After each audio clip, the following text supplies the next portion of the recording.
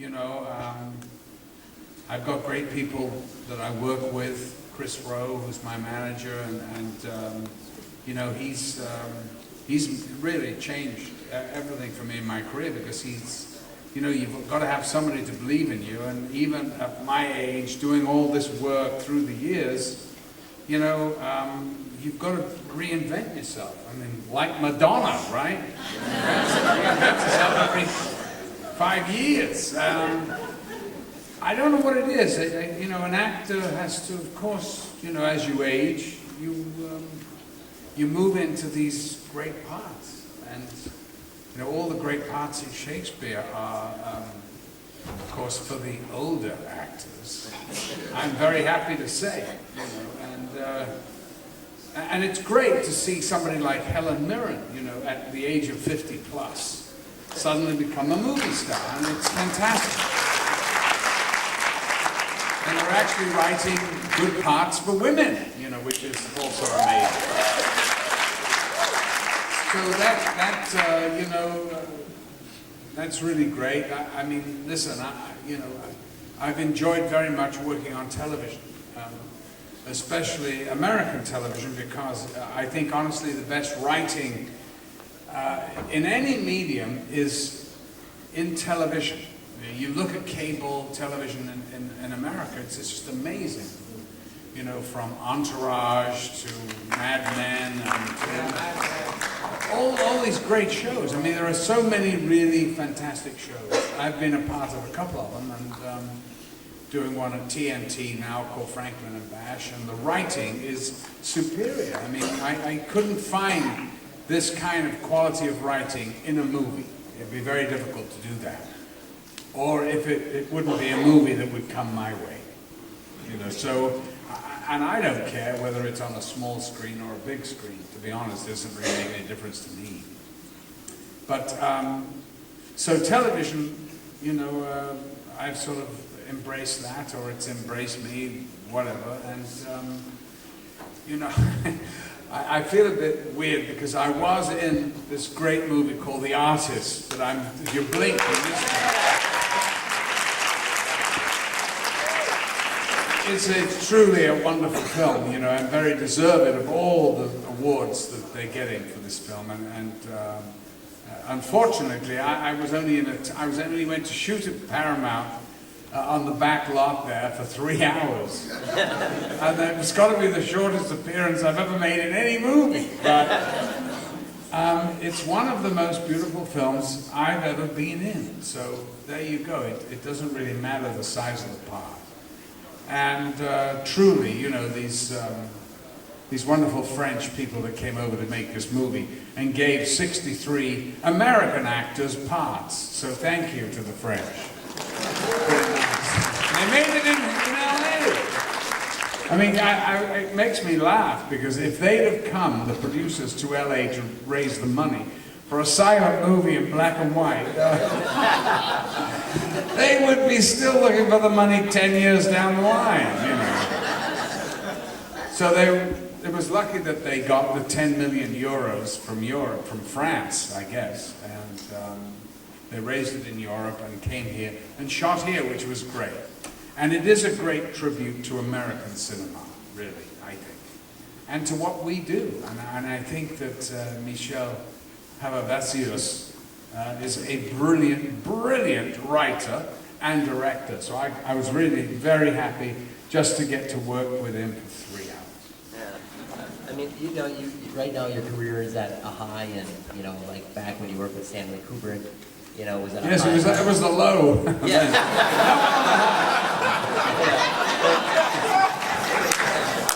I'm sure in between there were some downs being an actor. Do you have any advice for actors out there, who are here, aspiring actors or actors, and on how to get through those lows to get to the highs? Well, you know, every sort of person, I suppose, does that in very different ways, and, you know, it's a good idea to get an education first, you know. It's an extremely, I don't know how young actors do it today, because the competition is much more prevalent than it was when I started my career, I think, anyway. There seems to be so many more actors now, and I can't believe how many film schools there are. I mean, how many more bloody film schools do you need? Who's making all these movies? There aren't many movies being made. And what are they doing with all these people that are graduating from film school? They put them in a room. What? They put them in a room, they all kill each other. Okay. Well, there's a lot of waiters out there that have a lot of experience from film school.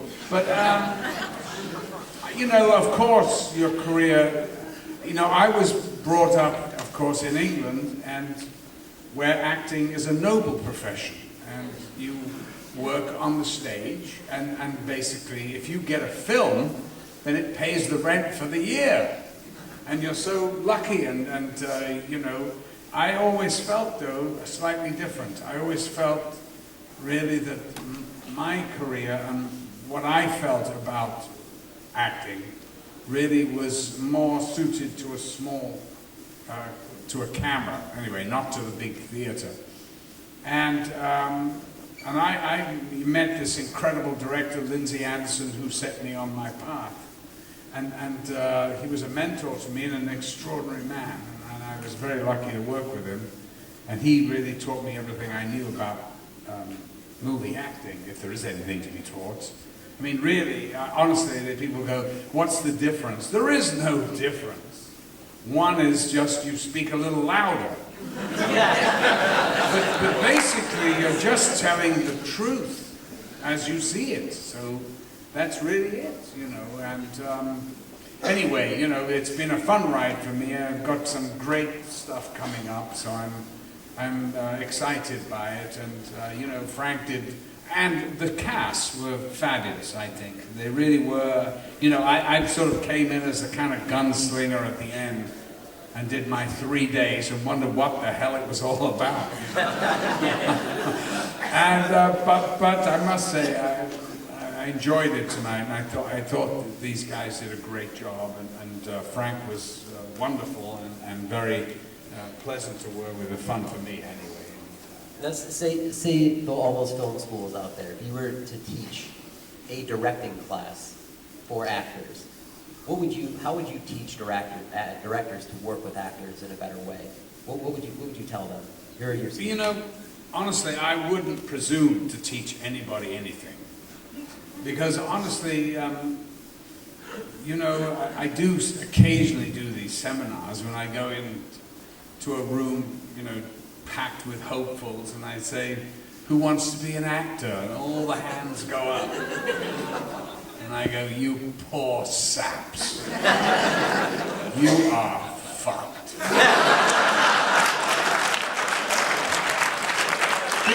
Because seriously, I mean, you know, just check with SAG, and you'll see how many actors actually make over $10,000 a year. And it's such a small percentage. So I really do feel for it. But of course, if you're an actor, you can't do anything else. I don't care what advice you get from anybody. There's no advice you can give, because if it's in the blood, if you have to do it, you have to do it. I remember I said to my father, "I'll just give it 5 years, Dad." And he goes, 5 years? 5 years of not being employed? What, 5 years when I'm supposed to support you? And I went, now we're getting the idea.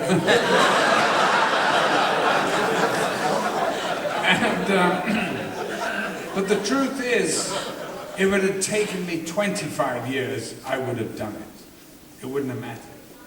Because if you have to really do it, then there is nothing that anyone can say to you. So, you know, you can say, "Oh, be careful, don't do that." It doesn't mean anything. And talk about directors, actually, because directing is a completely different animal altogether. Because what the hell is the job description of a director?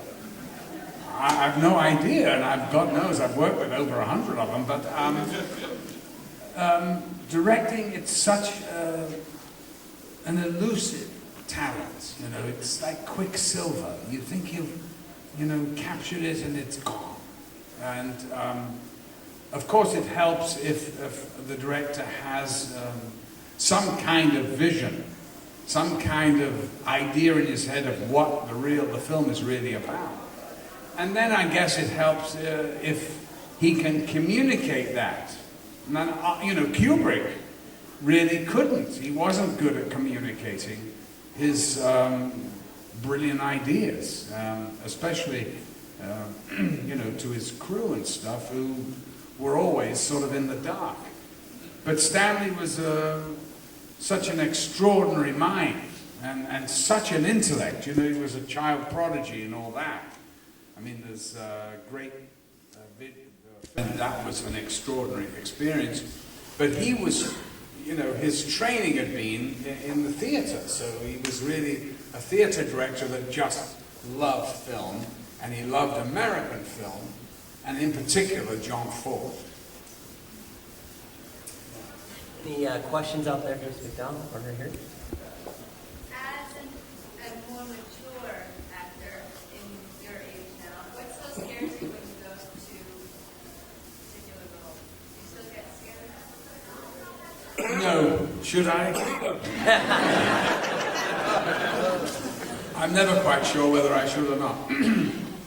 I don't get scared, and to be honest with you, I don't think I ever got scared, really. The truth is, I got excited. I had tremendous rush of adrenaline, and I couldn't sleep before certain parts, that I knew I was starting to shoot Clockwork Orange, the next day, and I didn't sleep very well or something because I was overstimulated. But I don't think I've ever been scared. Of course, you're nervous before a first night or critics' night in the theatre. And you're very nervous, but as soon as you get on the stage and those lights hit you and the void is there with the audience, then that just disappears and you just are in somebody else's skin. And, you transform into somebody else. And that's just the way it is. And God knows I don't want to dissect that because, as Tony Hawkins says, oh yes, that's just acting. And it is just acting, and I don't know anything about that. Time for just a couple more questions. Anyone out there? Questions? Yeah. Oh, right here. Yeah. Hi, Malcolm. Good to see you. Thank you. Clockwork Orange has matured over the years, my perception of it, how ahead of its time it was. I really love this movie tonight. Clockwork Orange feels to it as well, in the contrast between the humor and the violence.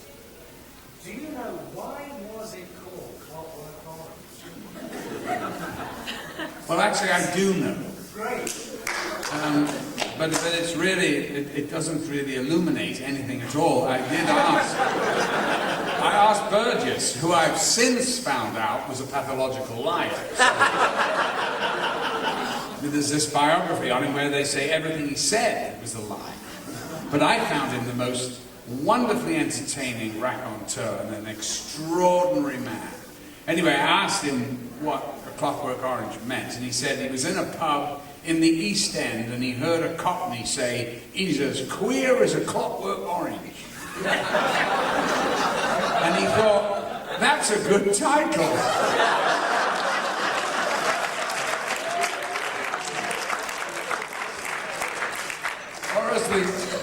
I was talking to some people from Guatemala yesterday and they went, we love very much this clock orange.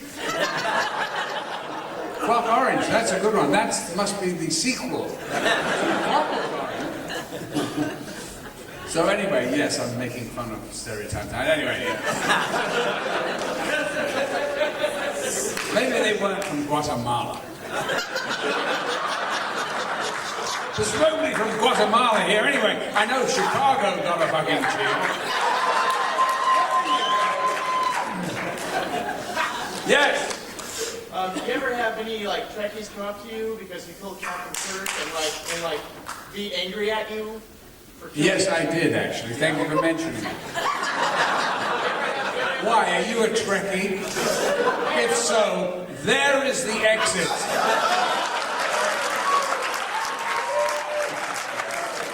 This blushing.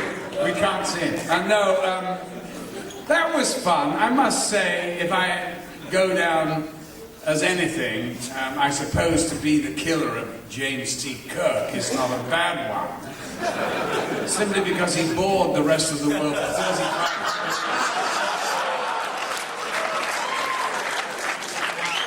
I think I said at the time, if they want me to do the other one, the ball one, I'd be happy to do it. But, yes, that was fun working with those two captains. I went in to get fitted for the suit, and I went in and I went, well, whose is all this muscle suit here? Had all sort of muscles stitched into it. And they said, oh, that's Patrick's. And I went, well, I want what he's got.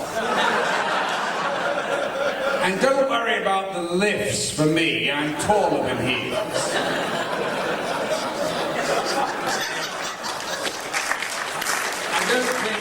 I don't think the other one needed any muscles sewed into his costume, because if he did, he'd look like the Michelin Man. Is that being rude? Sorry. Well, we're having fun now, aren't we? What's in this water? Any more questions before we go and eat? Time for one more, right here. Do you, okay, anyway, I love you, blah, blah, blah. But, but besides that, is there any role that you like, really wanted to play that you haven't yet? No.